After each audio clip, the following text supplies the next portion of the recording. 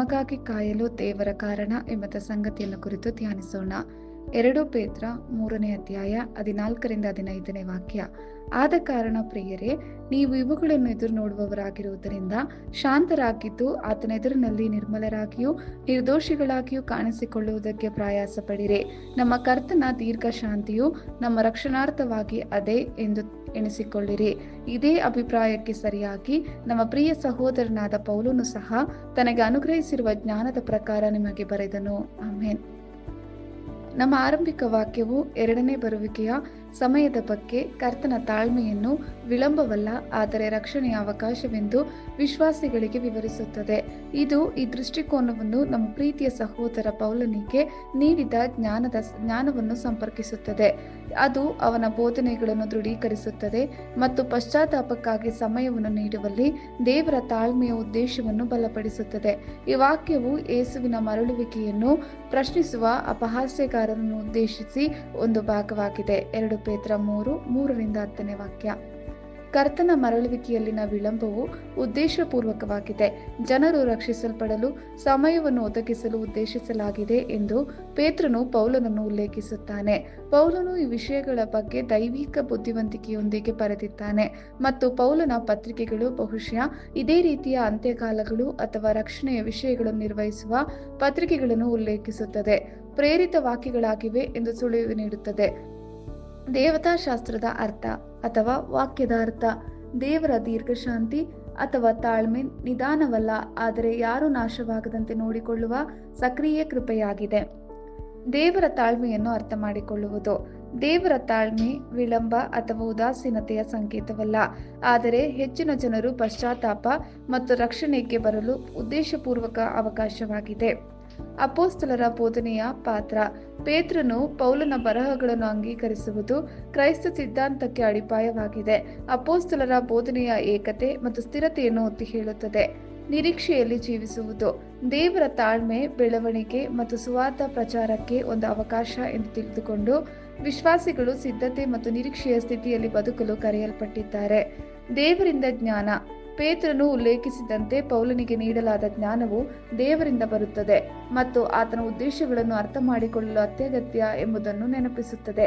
ನಂಬಿಕೆಯಲ್ಲಿ ಪ್ರೋತ್ಸಾಹ.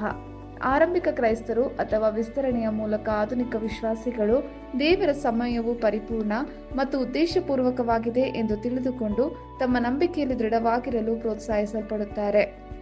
ನಮ್ಮ ಕರ್ತನ ದೀರ್ಘಶಾಂತಿಯು ನಮ್ಮ ರಕ್ಷಣಾರ್ಥವಾಗಿದೆ ಎಂದು ಎಣಿಸಿಕೊಳ್ಳಿರಿ.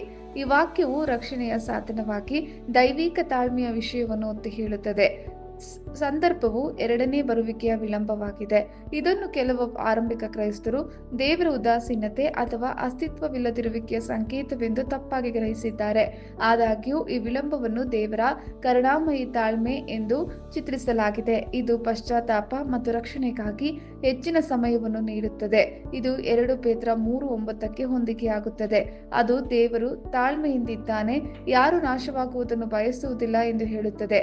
ದೈವಿಕ ತಾಳ್ಮೆಯ ಪರಿಕಲ್ಪನೆಯನ್ನು ಹಳೆಯ ಒಡಂಬಡಿಕೆಯಲ್ಲಿಯೂ ಕಾಣಬಹುದು. ಉದಾಹರಣೆಗೆ ನೋಹನ ಕಥೆಯಲ್ಲಿ ಆದಿಕಾಂಡ 6-9 ಅಲ್ಲಿ ದೇವರು ನಾವೆಯನ್ನು ನಿರ್ಮಿಸುವಾಗ ತಾಳ್ಮೆಯಿಂದ ಕಾಯುತ್ತಿದ್ದನು. ಈ ತಾಳ್ಮೆಯು ದೇವರ ಸ್ವಭಾವದ ಪ್ರತಿಬಿಂಬವಾಗಿದೆ. ವಿಮೋಚನಕಾಂಡ 34:6 ನೋಡಿದಂತೆ ಅಲ್ಲಿ ದೇವರು ಕೋಪಕ್ಕೆ ನಿಧಾನ ಎಂದು ವಿವರಿಸಲಾಗಿದೆ. ಇದೇ ಅಭಿಪ್ರಾಯಕ್ಕೆ ಸರಿಯಾಗಿ ನಮ್ಮ ಪ್ರಿಯ ಸಹೋದರನಾದ ಪೌಲನು ಸಹ ನಿಮಗೆ ಬರೆದನು. ಈ ವಾಕ್ಯವು ಅಪೊಸ್ತಲನಾದ ಪೌಲನನ್ನು ನಂಬಿಕೆಯಲ್ಲಿ ಸಹೋದ್ಯೋಗಿ ಎಂದು ಒಪ್ಪಿಕೊಳ್ಳುತ್ತದೆ ಮತ್ತು ಅಪೊಸ್ತಲರ ನಡುವಿನ ಐಕ್ಯತೆಯನ್ನು ಎತ್ತಿ ತೋರಿಸುತ್ತದೆ. ಪೇತ್ರನ ಪ್ರೇಕ್ಷಕರು ಪೌಲನ ಬರಹಗಳೊಂದಿಗೆ ಪರಿಚಿತರಾಗಿದ್ದರು ಎಂದು ಸೂಚಿಸುತ್ತದೆ. ಇದು ಸಭೆಗಳ ನಡುವೆ ಪೌಲನ ಪತ್ರಿಕೆಗಳ ಆರಂಭಿಕ ಪ್ರಸರಣವನ್ನು ಸೂಚಿಸುತ್ತದೆ. ಪೌಲನ ಈ ಉಲ್ಲೇಖವು ಅಪೊಸ್ತಲ ಸಂದೇಶದ ಸ್ಥಿರತೆಯನ್ನು ಒತ್ತಿ ಹೇಳುತ್ತದೆ.